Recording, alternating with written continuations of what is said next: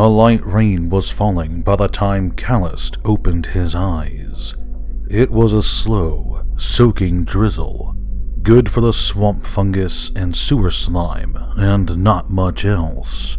The sort of precipitation that managed to soak everything without forming into actual drops. It ran from the sloped roof, flowing around the broken and missing shingles to pour in sporadic rivulets past the windows. The mosquitoes, Callist thought, are going to be murdered tomorrow, holiday or no holiday. That was his first thought. His second was, why am I stuck to the table? He winced in pain, and more than a little embarrassment, as he peeled his unshaven face from the wood, recognizing the gluey sensation of his own drool. At least, he realized, glancing around at the familiar surroundings, he made it home before passing out completely. He stood up, his back protesting at the slumped position he'd apparently held for quite a few hours. Bleary-eyed, but without the pounding headache he'd expected, Callist staggered across the room. It was a small dwelling, 2 interior rooms, one of which included the kitchen, and a separate bathhouse for cleaning and other necessary relief. It was tiny compared to what he'd known elsewhere in Ravnica, but by the standards of Avaric, it was almost palatial. Rather than trudge out to the bathhouse where their well was located, which would have required getting soaked to the skin, Callist simply cut out the middleman, threw open the shutters, and caught some of the ambient rain in his hands. The first palmful went to quench his burning thirst, the second to scrub the sticky residue from the side of his face. And only then, as he truly began to wake up, and as the expected pounding slowly seeped into his skull like faint hoofbeats from a distance, did Callist wonder what had awakened him. He froze, hands still held out the window, and tried to remember how to think.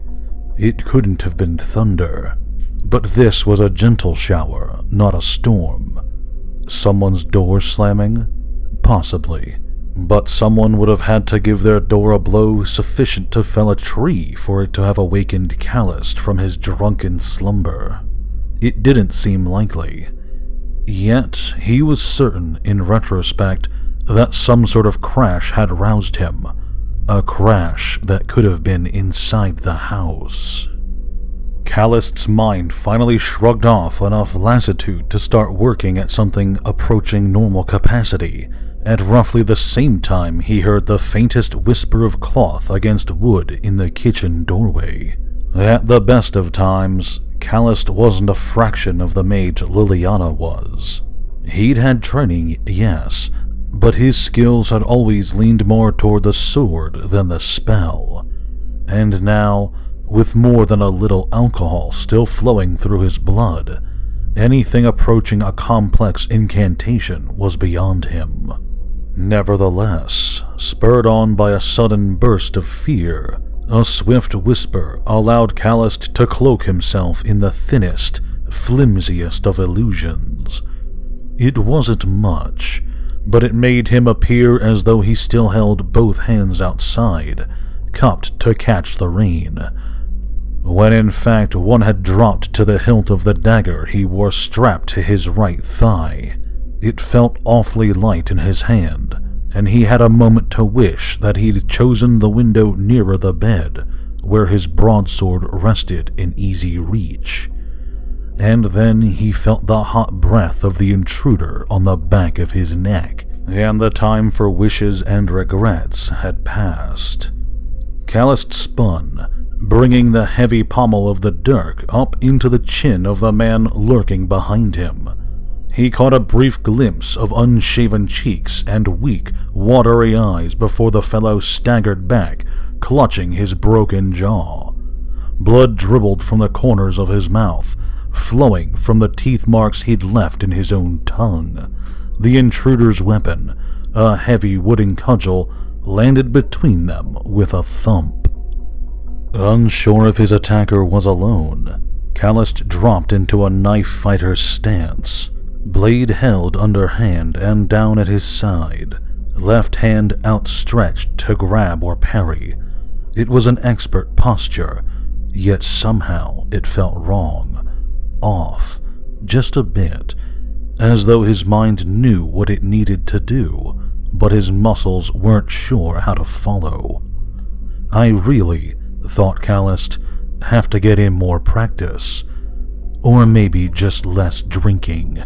Keeping a sliver of attention on the man who'd collapsed to the floor, just in case he might catch his second wind, Callist maneuvered through the room in a careful series of cross steps that kept him on balance, ready to spring any which way. He tried for a moment to cast out with his senses, emulating a spell he'd learned to see around corners, but his faculty with such magic was iffy at the best of times. He succeeded only in blurring his vision and causing his head to pound that much harder. By the time his sight cleared, and he realized that part of that pounding was not in his head at all, but was in fact someone who had clambered through the open window and was charging across the floor, there was no time left to react. Callist thought he saw the edge of a face, and then his head hurt a lot more than it had. Then everything went black, and nothing hurt at all. When Callist finally awoke once more, he succumbed to the urge he'd been fighting since staggering away from the bitter end, and emptied the contents of his stomach across the floor. Well, he aimed for the floor anyway. He discovered in the midst of his second convulsion that he was firmly tied to a chair, so a revolting amount of what had once been leathery steak, fried tubers, and Iramberry wine instead ended up in his lap. You know something, Roca? That's really disgusting. Callist forced his head up to glare at the man across the chamber. Semner. You know me. I'm flattered. I've heard a lot about you, usually from people trying to explain why they felt the need to take half a dozen baths in a row. What brings you to the ass end of Ravnica? The other man smiled an ugly, yellow-toothed grin. Just following the crap, of course. Today, that'd be you. Semner was, in every imaginable way, ugly. His features were squat and broad, his straw-yellow hair thin and greasy, his clothes rumpled and stained with old beer and older blood. He stank of sweat and an utter disregard for dental hygiene. Yet his exterior belied a still uglier core.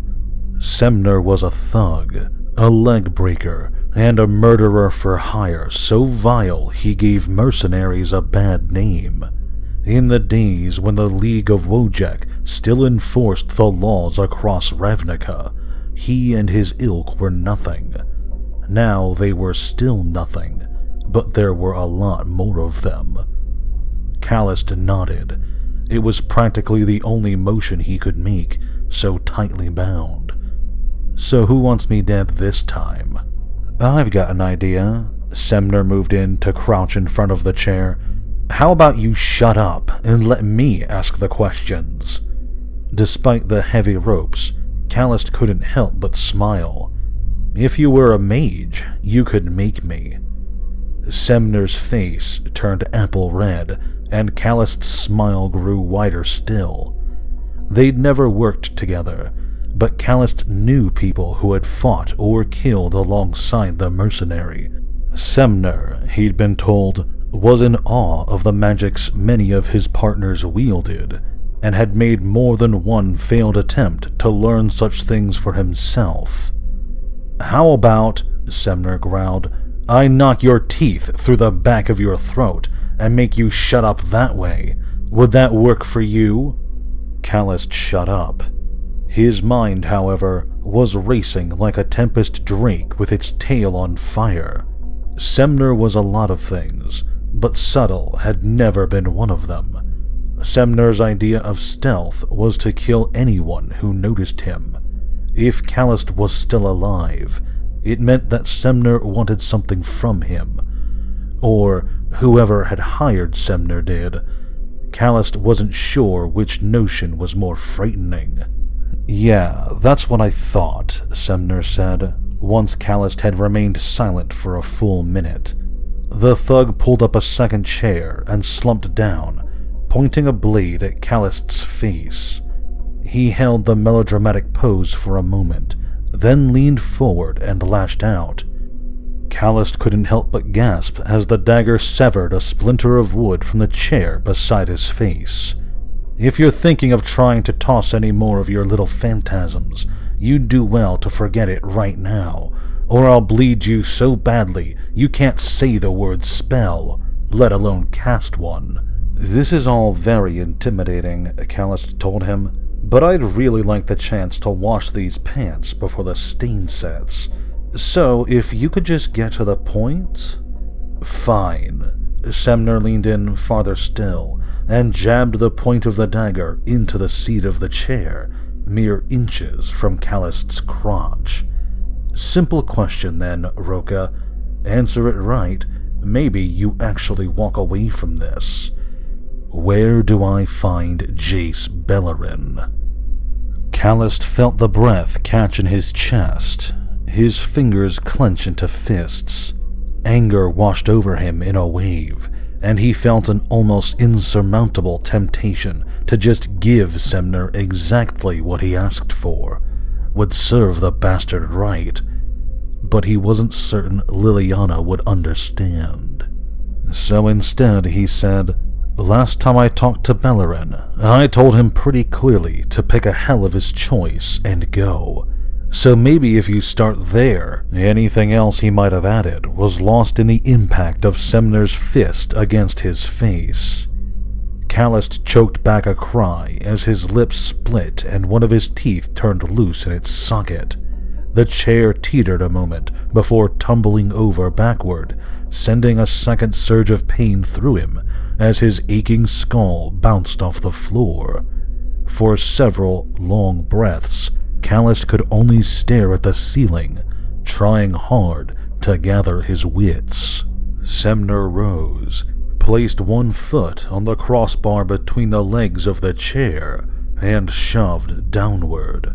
The entire room tilted yet again as Callist found himself flung upright once more, to find Semner's fist waiting to meet his face this time, rather than the other way around. Blood poured from his nose to mesh with that beating up from his lip. "What I heard," Semner said, wiping the blood off his hand on Callist's shirt, "was you and Beleren aren't exactly friends anymore." He began to pace, spinning the blade between his fingers. "So why not save yourself a whole lot of pain and point me in the right direction?" Callist probed the loosened tooth with his tongue, spat a mouthful of blood to the floor, and said nothing. "Much as I'd love to spend an evening pounding you into jerky," Semner growled, "I'm on a schedule, so we'll do this the easy way. Boys!" The front door slammed open, and Callist practically pulled a muscle, twisting around so he might see. Two men and a woman, looking about as disreputable as their leader, pushed through the open doorway, manhandling someone between them. Several more thugs, Callist couldn't get an accurate count, leered from the rainy night beyond. The bag they'd placed over the captive's head did nothing to prevent Callist from recognizing her. When they pulled it off, revealing Liliana's face, it was almost anticlimactic. "You bastards," he hissed at them. "How had a nobody like Semner even managed to take her anyway?"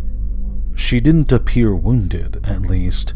Her hair was plastered to her forehead, her dress to her body. Under other circumstances, it would have been alluring. I'm sorry, Calist, and damn if she didn't sound like she meant it. Semner gestured, and the bravos holding Liliana released her, only so they can make a point of leveling their crossbows at her unprotected back. Now, Semner said, turning back toward his beaten prisoner, we'll do this exactly one more time. Where is Jace Bellerin?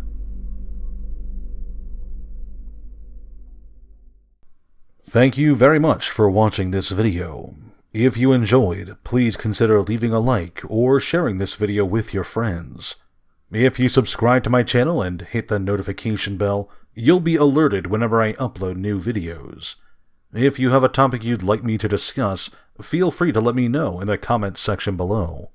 Finally, if you'd like to support me directly, well, I've created a Patreon for this channel. If you like what I do and want to help me out, go check it out. A link to it will be in the description below.